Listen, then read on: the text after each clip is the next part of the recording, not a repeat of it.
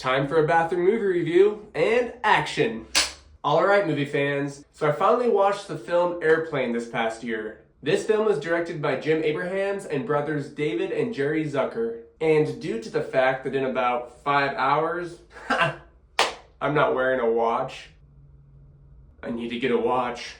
I will be boarding an airplane to Europe. So I figured what better time to review a movie about an airplane. This film came out in 1980, and I am ashamed that I went over 30 years of my life without ever seeing it. Don't worry, I'm catching up for lost time. I've watched it 3 times in the past 7 months. I can't help but introduce my family and friends to this film. Let's get into it. This film stars Robert Hayes and Julie Haggerty as recent ex-lovers Ted Stryker and Elaine Dickinson, as well as spoof movie legend Leslie Nielsen and an array of other actors. We've got the son of Jeff Bridges in here, we've got an NBA star from the 80s, and some other peeps. If you want to know who else, stop watching this review and go watch the movie! But please don't stop watching. I need the watch time. Not that I'm desperate. Don't let them know that! Be cool! Be cool! Airplane's plot follows Ted Stryker, who is a war veteran, struggling with some serious PTSD, which leads to him having a drinking problem, but not how you would imagine it, pushing away his lover Elaine, and ranting about his tale of woe to strangers who keep winding up dead. Ted boards the plane, which Elaine is a flight attendant on. It picks up as passengers start becoming sick, including the pilot, and now Ted has a choice to make: overcome his PTSD and prove to the woman that he loves that he can land this plane, or let them all crash and die. And I got toilet paper stuck in my pinky.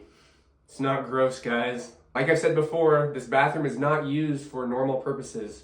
It is now a movie review room.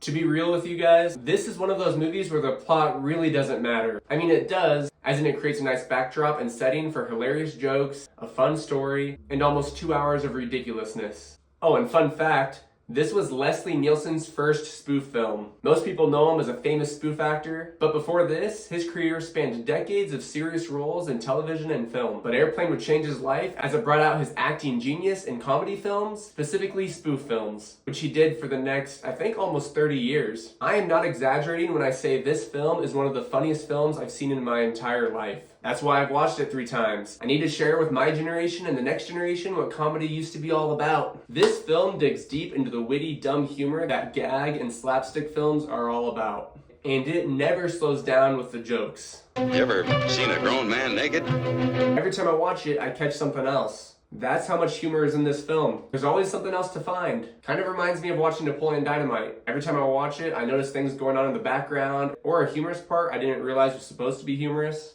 As someone who grew up watching SpongeBob, this film reminds me of that and Family Guy, that witty, dumb humor that was found in the first 4 seasons of SpongeBob, or early Family Guy, you know, back when they focused more on the witty, dumb humor and not just shock value all the time. Airplane helps us to remember what comedy is. We have a mix of that gag spoof humor, sprinkled with jokes based in reality, which pokes fun at things that happen in real life, or that are just relatable. Because the truth is, some of the best humor is based in truth, because we can relate to it. And it becomes comedy when we heighten those real-world experiences or taboo subjects to a ridiculous level where we can just sit back and laugh about it. I feel we have lost a lot of this comedy in the past decade due to the movie industry and people in general being scared to push comedic boundaries. I feel like I find comedy more on YouTube and TikTok nowadays. Now don't get me wrong, I believe in being respectful to all, which is of course why I dressed up so snazzy for these movie reviews. But when it comes to comedy, you have to let some of that go and realize humor is humor and meant to bring a smile as it pokes fun at things that are usually more serious. And Airplane captures that humor as well as an array of other jokes and humor, and most of the time it just keeps it simple because I think they realize the simplest of jokes can bring the best of laughs. This woman has to be gotten to a hospital. A hospital? What is it? It's a big building with patients, but that's not important right now. Now this wasn't the first spoof film to come out, or this type of comedy. I believe Monty Python had already had a few films, but Airplane definitely took a door that was cracked and flung it open, making way for directors and actors to try something new. Other successful movies would follow, like Robin Hood Men in Tights, The Naked Gun, Spaceballs, and many others. But then something changed around the year 2000 with the release of Scary Movie by the Wayans brothers. Now I think Scary Movie is hilarious. It follows some of the humor that Airplane had, except they push the boundaries of just stupid and dumb. But like I said, I still found it hilarious. Except this started to cause a shift with spoof movies. A lot of films tried to copy what Scary Movie did and just took the stupid to a whole nother level where even I, who I know you'd be surprised, like stupid humor, since I am a sophisticated man. But they just took the stupid humor way too far. Movies like epic movie, disaster movie, superhero movie. As a teenager, I thought these were hilarious, but as I've gotten older, the humor just doesn't stick over time for me. Welcome!